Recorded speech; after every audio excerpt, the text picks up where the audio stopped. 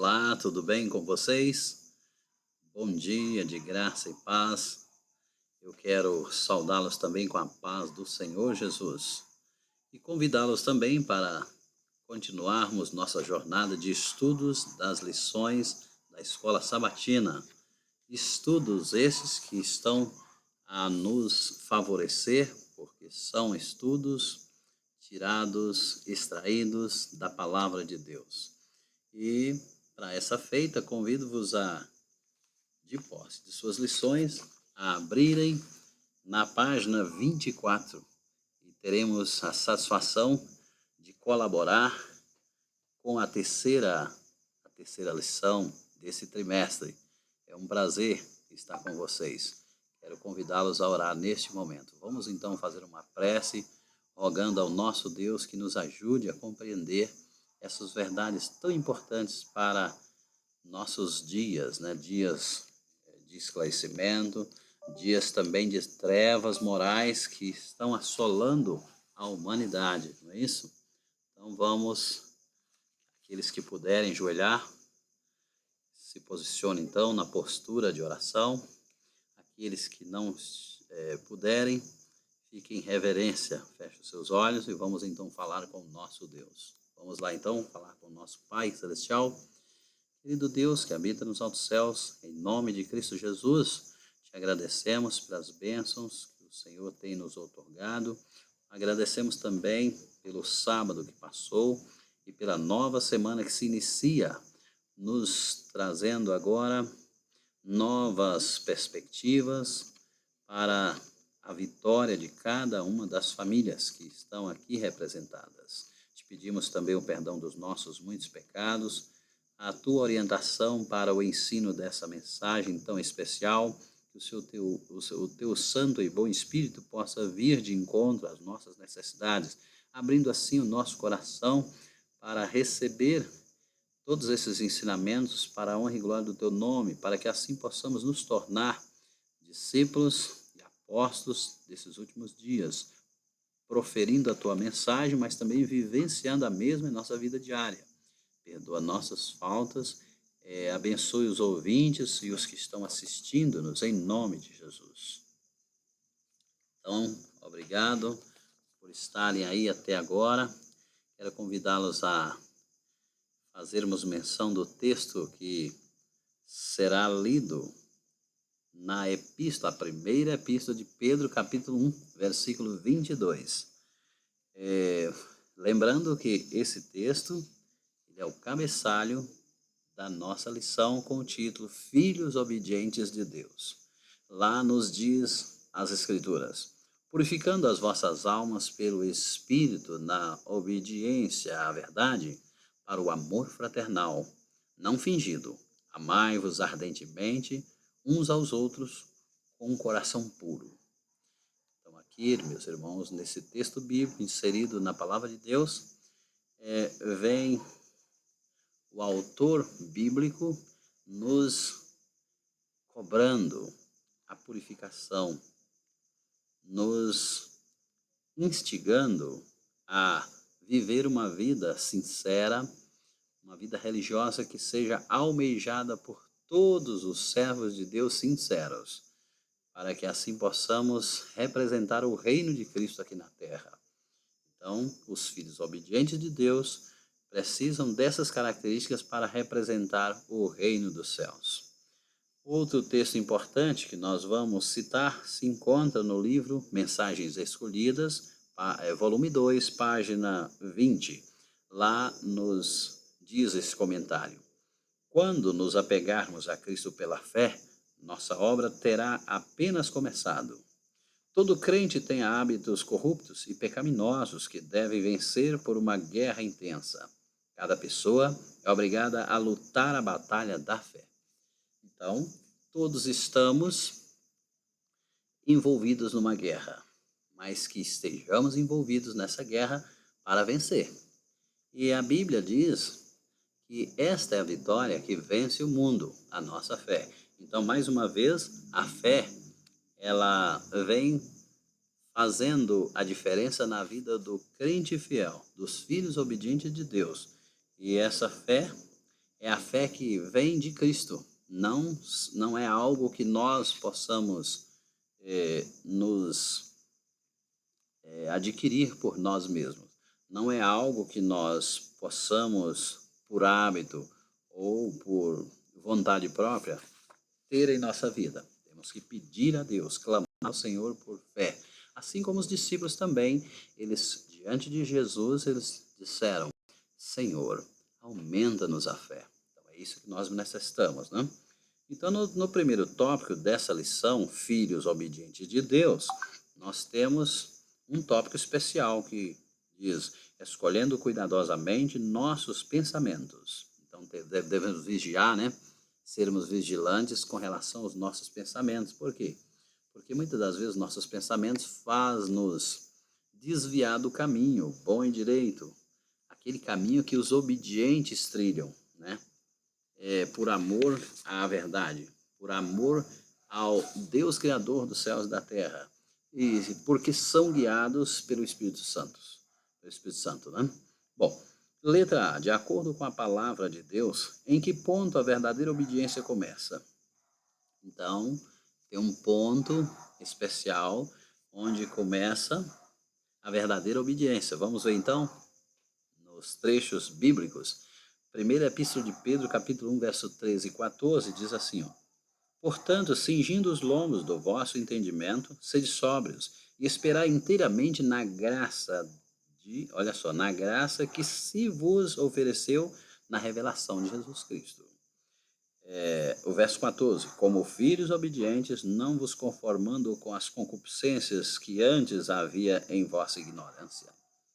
E agora, Romanos, capítulo 12, verso 2, diz: e não sede conformados com este mundo, mas sede transformados pela renovação do vosso entendimento, para que experimenteis qual seja a boa, agradável e perfeita vontade de Deus.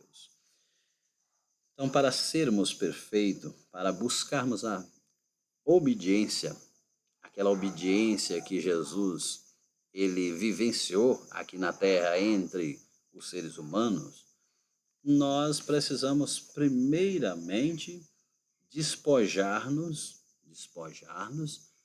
daquela concupiscência, daqueles desejos que nós tínhamos na ignorância, aqueles costumes que nos levava a vivermos deliberadamente no pecado, né? Aqui ele diz, ó, cingindo os lombos do vosso entendimento, sede sóbrios, esperar inteiramente na graça que vos ofereceu na revelação de Jesus Cristo. Alguém nos ofereceu o quê? A graça. A graça, o que é graça? A graça é o favor imerecido a nós. Deus nos deu a graça. A graça, ela nos capacita a olhar para Jesus e a aproveitar o tempo oportuno para a nossa transformação. E precisamos ser transformados semelhantes a Jesus, né? Então, toda verdadeira reforma começa com a limpeza da alma. É pela lavagem da regeneração e pela renovação da mente, através do poder do Espírito Santo, que uma mudança ocorre na vida. Então, o Espírito Santo, ele nos fala aos ouvidos, ele nos sugere um caminho excelente, um caminho que conduz à salvação. Não um caminho que nos desvie dos sofrimentos, das tribulações e tentações.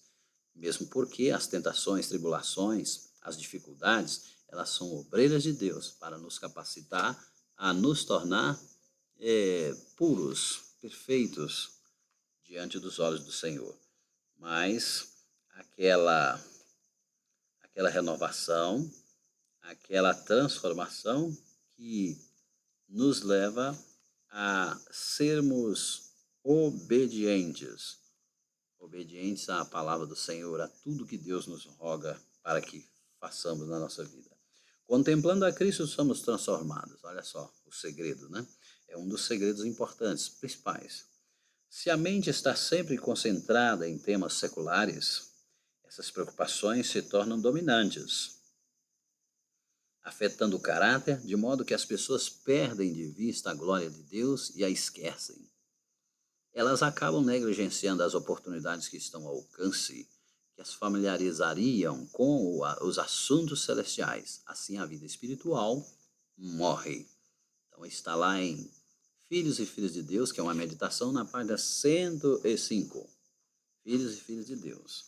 É uma recomendação da Pena Inspirada para nosso enlevo espiritual. Por quê? Nesses últimos dias que vivemos, os ataques de Satanás, eles são mais acirrados, eles são mais direcionados a levar-nos ao fracasso por intermédio das coisas que estão em volta de nós, coisas visuais, coisas estas que nos levam a esquecer do principal alvo, principal objetivo da nossa existência, que é glorificar o Senhor, que é nos tornar semelhantes a Jesus.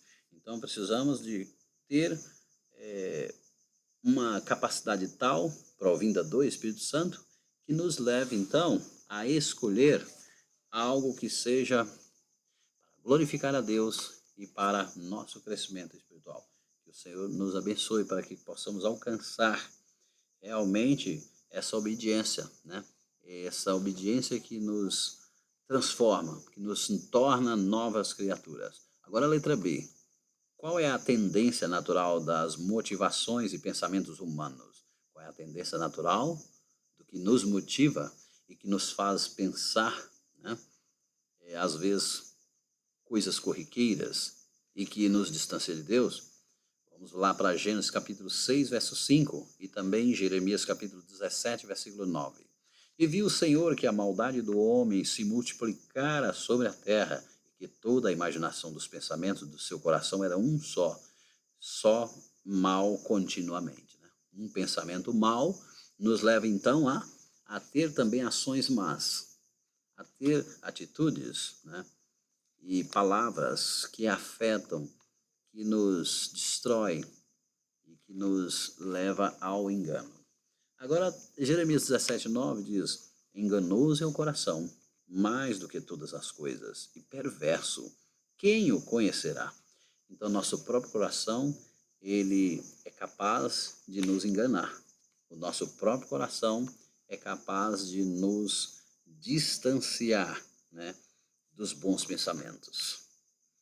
Ele é capaz de nos levar a viver como se fossem homens naturais e não homens espirituais, homens que não têm compromisso com o seu Criador. E isso nos levaria a perder a identidade. O que mais interessa para nós é termos uma identidade, mas uma identidade tal que se assemelhe com a identidade que Jesus deixou descrita aqui na sua vida terreal. Vamos para a letra C. Letra C. O que devemos fazer quando percebemos que nossos pensamentos e motivos são impuros?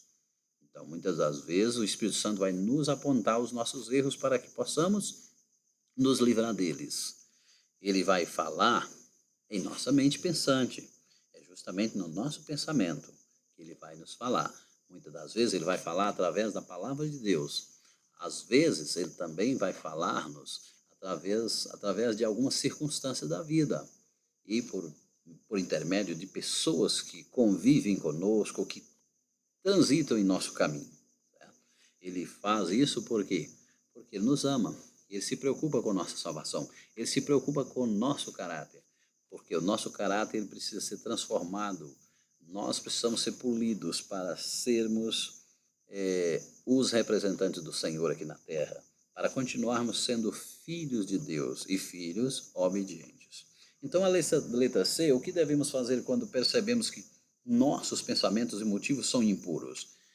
Atos capítulo 8, versículo 22, nós costumamos até dizer que o livro de Atos é um relatório da vida dos apóstolos, do que eles tiveram que enfrentar, do que eles tiveram que despojar de suas vidas para servir a Jesus, para dar o melhor para Jesus. Então vamos aprender com esse texto, vamos saber o que os apóstolos tiveram que tomar como atitude para serem vitoriosos e para continuarem ser filhos obedientes de Deus e ter os seus pensamentos corrigidos e guiados pelo Espírito Santo. Então vamos lá, aqui diz assim, ó, arrepende-te, pois, dessa tua iniquidade e ora a Deus para que porventura te seja perdoado o pensamento do teu coração. Então, eis aí algo importante que nós devemos tomar por medida para que sim possamos nos livrar dos maus pensamentos e daqueles atos impuros que muitas das vezes querem nos tomar o lugar de Deus, nos avassalar, nos levar a distanciar, nos levar também a nos acovardar com relação à nossa identidade. Que Deus abençoe a todos, que Deus possa derramar a sua luz sobre os seus filhos.